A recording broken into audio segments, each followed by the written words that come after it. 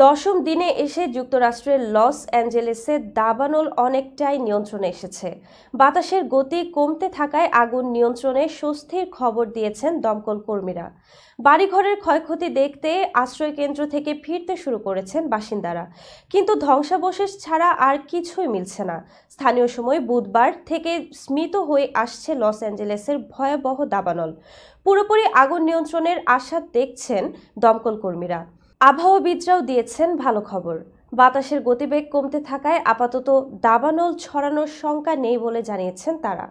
দেশটির জাতীয় আবহাওয়া দফতর বলছে, আগামী কয়েকদিন উপকূলীয় বাতাস অতি প্রয়োজনীয় আর্দ্রতা বয়ে আনবে এবং পরিস্থিতির বড় ধরনের উন্নতির সম্ভাবনা রয়েছে। লস অ্যাঞ্জেলেস শহর অগ্নি নির্বাপন বিভাগের পক্ষ থেকে জানানো হয়েছে, দাবানল এখনও জ্বলছে এমন মূল এলাকাগুলোতে আগুন নেভানোর কাজ করছেন যুক্তরাষ্ট্র ও মেক্সিকোর দমকল কর্মীরা।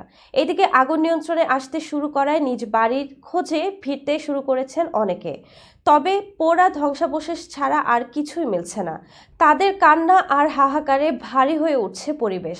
দাবানলে ক্ষতিগ্রস্তদের পাশে দাঁড়িয়েছে বেশ কিছু স্বেচ্ছাসেবী সংগঠন। কয়েকদিন ধরে নানা ধরনের প্রয়োজনীয় সামগ্রী বিতরণ করছেন তারা। এদের মধ্যে রয়েছেন বাংলাদেশিও।